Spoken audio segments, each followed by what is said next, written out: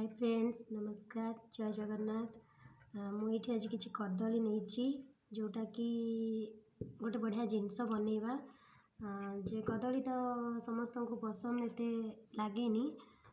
किंतु मुझे आज जो आइटम टी बनइबी कदली रे सेटा समस्त को पसंद लगला भाया चलतु चटपटा कदली केमती कौन बना आम देखा मुझे कदली को ये भाव में तच्छा करके काटी रखी एबे ताकू लुण हलदी देकी सिझे नबा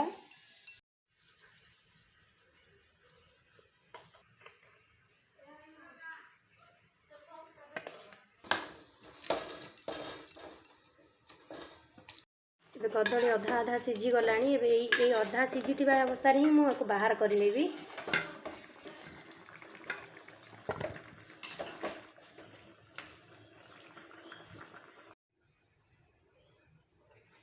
कड़े रे किसी तेल नहीं जीवी किसी जीरा देदबा किसी रसुण नहीं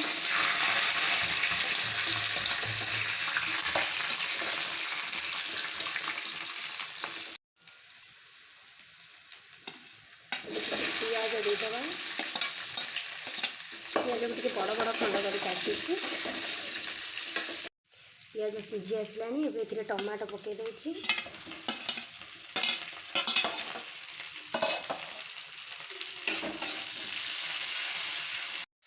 टमाटो सब सीझी गला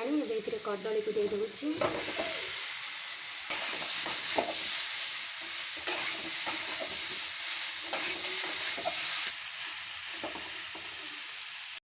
किसी टमाटो सॉस नहीं जाइए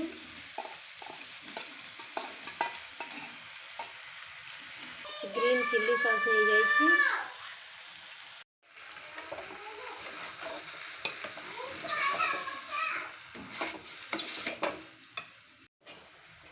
सॉस सब जो भल भाव में मिसी गला टे पानी देदबा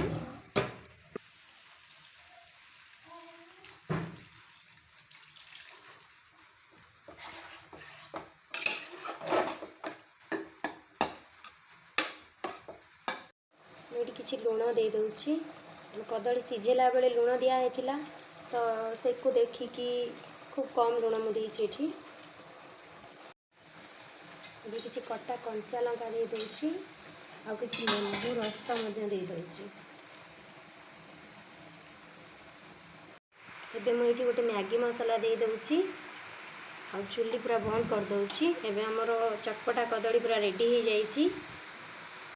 ये चटपटा कदली पूरा पूरी रेडी हो जाइए को आम भात सहित ना रुटी सहित भी खाई पार बहुत टेस्ट लगे जो थे खाइले भी बहुत बढ़िया लगे देखो जदि आपण मानक रेसिपीटी भल लगी प्लीज़ मो चैनल को सब्सक्राइब करेंगे लाइक करेंगे शेयर करेंगे कमेंट करेंगे घरे निश्चिंत थोड़े ये आइटम टी बनइबे। Thank you.